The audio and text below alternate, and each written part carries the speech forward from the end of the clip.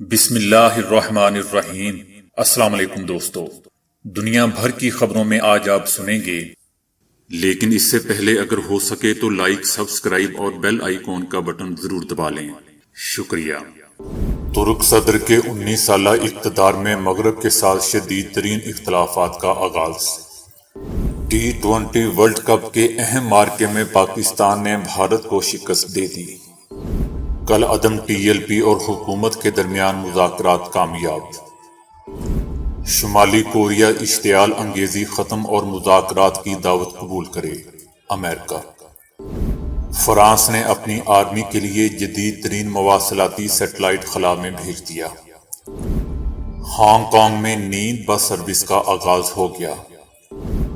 بچوں پر home work کا دباؤ کم کرنے کے لیے چائنا میں نیا قانون۔ تو آئیے چلتے ہیں اب خبروں کی تفصیل کی جانب۔ ترک صدر نے امریکہ سمیت 10 ممالک کے سفیروں کو ملک سے نکلنے کا حکم دیا ہے۔ ترک صدر نے وزارت خارجہ کو 10 ممالک کے سفیروں کو نکالنے کا حکم سماجی کارکن عثمان کوالا کی رہائی کا مطالبہ کرنے پر دیا۔ 7 سفیر ترکی کے نیٹو اتحادیوں کی نمائندگی کرتے ہیں اور اگر ان کو نکالا جاتا ہے تو یہ ترک صدر رجب طیب اردوان کے 19 سالہ اقتدار میں مغرب کے ساتھ شدید ترین اختلافات کا آغاز ہوگا۔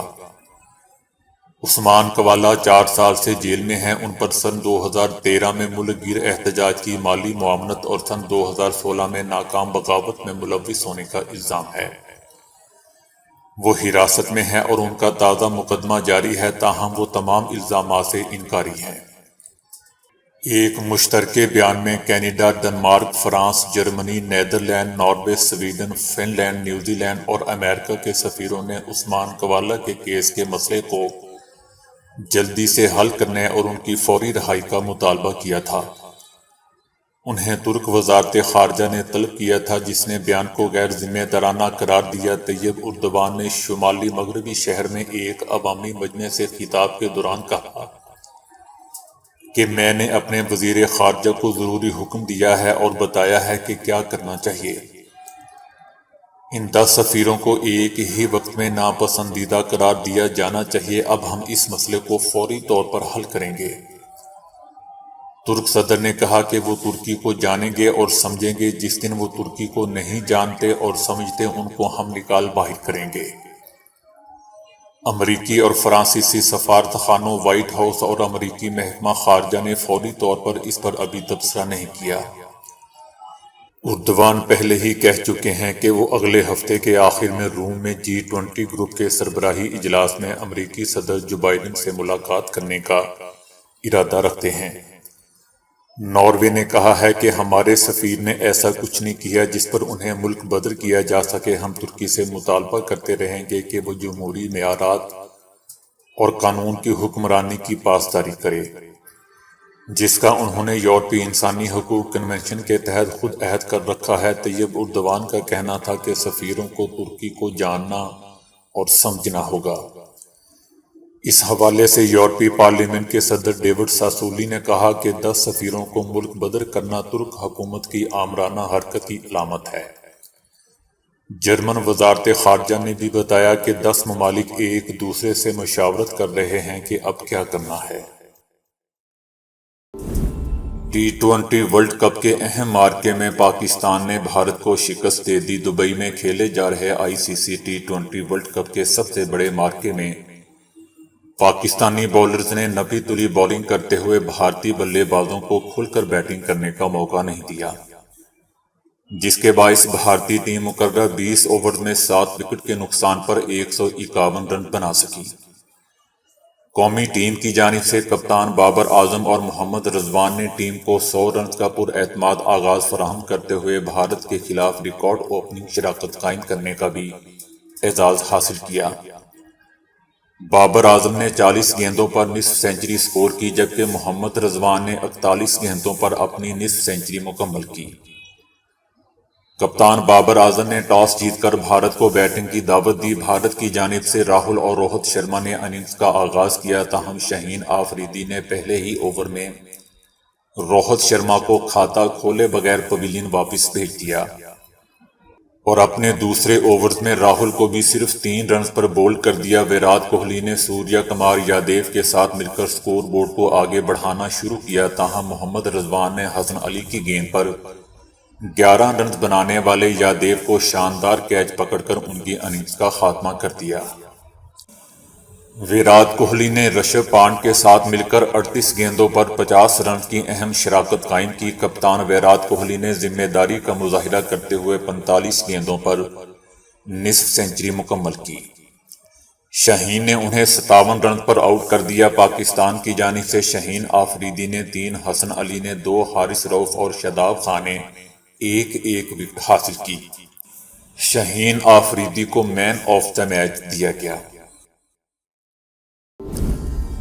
وفاقی وزیر داخلہ شیخ رشید احمد نے کہا ہے کہ کل عدم تنظیم تحریک لبیک پاکستان TLP اور حکومت کے درمیان مذاکرات کامیاب ہو گئے ہیں، جبکہ احتجاجی شرکاء اسلام آباد کی طرف مارچ نہیں کریں گے۔ سعد رضوی سے 1 on 1 ملاقات ہوئی ہے۔ مذاکرات میں فرانسیسی سفیر پر کھل کر بات ہوئی۔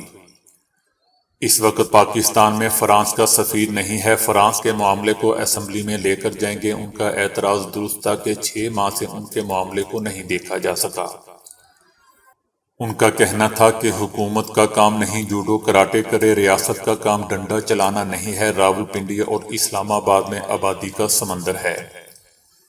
اسلام آباد انتظامیہ کو ہدایت کرتا ہوں کہ کنٹینرز ہٹا دیں۔ احتجاج سیاسی پارٹیوں کا حق ہے۔ ہر سال PDM نومبر اور دسمبر کو مشقیں کرتی ہیں، جنوری تک سکون ہو جاتا ہے۔ میری ہمدردی وزیر اعظم عمران خان کے ساتھ ہے، ان کے ساتھ آیا ہوں، انہی کے ساتھ جاؤں گا۔ TLP کے زیر حراست افراد کو چھوڑ دیا جائے گا۔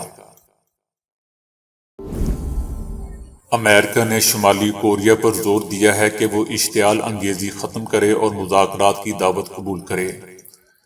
شمالی کوریا کے حالیہ میزائل تجربات تشویشناک ہے۔ امریکہ شمالی کوریا کے ساتھ مستقل اور ٹھوس سفارتکاری کا خواہش مند ہے۔ شمالی کوریا نے اب تک امریکی پیشکش کو مسترد کیا ہے اور کہا ہے کہ امریکہ مذاکرات میں سنجیدہ نہیں، اور یہ الزام بھی عائد کیا کہ وہ اپنی فوجی سرگرمیوں سے کشیدگی میں اضافہ کر رہے ہیں۔ امریکہ ہمارے تجربے پر حد سے زیادہ رد عمل دکھا رہا ہے، یہ تجربہ ہم نے اپنے دفاع کے لیے کیا ہے۔ شمالی کوریا نے امریکہ کی مذاکرات کی پیشکش پر سوالات بھی اٹھائے۔ دوسری طرف امریکی نمائندہ خصوصی نے کہا کہ اس تجربے نے اقوام متحدہ کے سلامتی کونسل کے متعدد قراردادوں کی خلاف ورزی کی، اور یہ شمالی کوریا کے ہمسایوں اور عالمی برادری کے لیے بھی ایک خطرہ ہے۔ انہوں نے کہا کہ ہم شمالی کوریا پر اشتعال انگیزی اور دیگر غیر مستحکم کرنے والی سرگرمیوں کو روکنے پر زور دیتے ہیں اور مطالبہ کرتے ہیں کہ مذاکرات میں شامل ہو جائے۔ امریکہ بغیر کسی شرط کے شمالی کوریا کے ساتھ بات چیت کے لیے تیار ہے۔ فرانس نے ایک جدید ترین سیٹلائٹ کو مدار میں بھیجا ہے جو دنیا بھر میں نہ صرف فرانس کی تمام مسلح افواج کو ایک دوسرے سے تیز اور محفوظ طریقے سے رابطہ رکھنے میں مددگار ثابت ہوگا، بلکہ زمین اور خلا میں فوجی مداخلت سے بھی آگاہ کرے گا۔ یہ سیٹلائٹ اپنے قریبی ماحول کا جائزہ بھی لے سکتا ہے اور اس کی حملے سے بچنے کے لیے خود کو بچانے کی بھی صلاحیت ہے۔ ماہرین کا کہنا ہے کہ اس سیٹلائٹ کے جدید آلات مواصلاتی نظام کو جام کر دینے والے کسی بھی قسم کی رکاوٹ کے خلاف اعلیٰ مزاحمت کی ضمانت دیتے ہیں۔ دوستو، عالمی قوتوں کی جانب سے خلائی فورسز کی تشکیل سے ایک نئی فوجی سرحد بن چکی ہے، جس کے بعد سے حریف ممالک خلائی ٹیکنالوجی میں بہت زیادہ سرمایہ کاری کر رہے ہیں۔ امریکہ اور فرانس نے روس پر خلائی سرحد کی خلاف ورزی کا الزام بھی عائد کیا تھا۔ دوستو، یاد رہے کہ فرانس نے جولائی 2019 میں ایک خلائی فورس کمانڈ تشکیل دی تھی اور اس برس مارچ میں اپنے مصنوعی سیاروں کے دفاع کی صلاحیت کو جانچنے کے لیے خلا میں اپنی پہلی فوجی مشقیں بھی شروع کی تھیں۔ ہانگ کانگ میں لوگوں کو سلانے والی بس سروس کا آغاز ہوا ہے، جس میں لوگ بیٹھ کر 47 میل کا سفر کر سکتے ہیں، لیکن یہ بس کہیں نہیں جاتی بلکہ گھوم پھر کر پھر واپس آ جاتی ہے۔ کمپنی کے مطابق بعض افراد ایسے ہوتے ہیں جو شہری زندگی کی تیز رفتاری سے بہت پریشان رہتے ہیں۔ اور رات کو بھی بے خوابی سے پریشان رہتے ہیں، ان لوگوں کے لیے لمبے سفر والی پرسکون بس سروس شروع کی گئی ہے۔ کمپنی کے مطابق ان کے صارفین کہتے ہیں کہ انہیں بے خوابی کے دور میں بس کے طویل سفر میں نیند آ جاتی ہے، وہ اسی لیے بس کی نیند لینا چاہتے ہیں۔ ٹکٹ کی قیمت $15 سے $51 رکھی گئی ہے، جس میں وہ اوپر اور نیچے والے حصے میں بیٹھ سکتے ہیں۔ مسافر اپنا سامان بھی لا سکتے ہیں، جس میں شور کم کرنے کے لیے کانوں کے پلگ اور کپڑے کے چشمے بھی لا سکتے ہیں۔ بس پرسکون راستے پر 5 گھنٹے تک چلتی رہتی ہے۔ کمپنی نے جب اپنی سروس کا آغاز کیا تو اس کے تمام ٹکٹ ہاتھوں ہاتھ فروخت ہو گئے تھے۔ چین میں حکومت نے ایک ایسا قانون منظور کیا ہے جس کے تحت بچوں پر اسکول کے بعد ٹیوشن پڑھنے اور ہوم ورک کا دباؤ کم کیا جائے گا۔ چینی حکومت نے گزشتہ چند ماہ سے کئی ایسے قوانین اور قواعد متعارف کروائے ہیں جن کا مقصد نوجوانوں کی صلاحیتوں کو پروان چڑھنے کی راہ میں حائل مشکلات کو ختم کرنا بتایا گیا ہے۔